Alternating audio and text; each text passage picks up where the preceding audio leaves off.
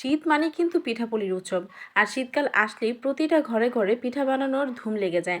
তাই আজকে আমিও আপনাদের সাথে এমন একটি পিঠার রেসিপি শেয়ার করব যে পিঠাটি আপনারা গরম অথবা শীত যে কোনো মৌসুমে বানিয়ে খেতে পারবেন। তো ভিডিওটি শুরু করা যাক। আসসালামু আলাইকুম, কি অবস্থা সবার?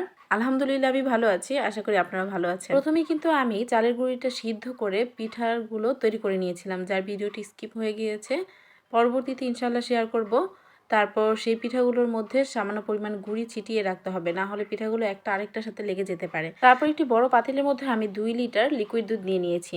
তার সাথে আমি 2 চা চামচ কনডেন্স মিল্ক এবং 4-5 চামচ গুঁড়া দুধ দিয়ে দিয়েছি। তারপর এতে অ্যাড করেছি 1 কাপ পরিমাণ নারিকেলের কুচি, 2টা তেজপাতা এবং 2টা এলাচ। গোটা গরম মশলা ইউজ করলে যে কোনো রান্নার স্মেলটা খুব ভালো আসে। তারপর কিন্তু এতে অ্যাড করে দিয়েছি পরিমাণ মতো চিনি। চিনির পরিমাণটা আপনারা কম বেশি বাড়িয়ে কমিয়ে নেবেন। আমরা মিষ্টি বেশি খাই বলে কিন্তু চিনির পরিমাণটা একটু বাড়িয়ে দিয়েছি।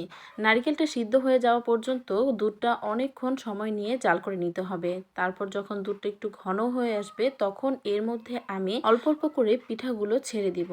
একসাথে সবগুলো ছেড়ে দিলে পিঠাগুলো দলা পেকে যেতে পারে। সবগুলো পিঠা দিয়ে দেওয়ার পরে কিন্তু আমি অনেকক্ষণ লো আঁচে পিঠাটা রান্না করে নিয়েছি। রান্না করার মাঝে মাঝে কিন্তু চামচ দিয়ে এভাবে নেড়েচেড়ে দিতে হবে, না হলে কিন্তু পিঠাগুলো একসাথে লেগে যেতে পারে অথবা দলা পেকে যেতে পারে। তখন কিন্তু পিঠাটা খেতে আর অতটা মজাও লাগবে না।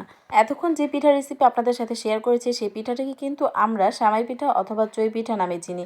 আপনারা কে কোন নামে চিনেন অবশ্যই আমার কমেন্ট বক্সে জানাবেন। যারা ধৈর্য সহকারে আমার ভিডিওটি পুরোপুরি দেখেছেন তাদেরকে অসংখ্য ধন্যবাদ। আল্লাহ হাফেজ।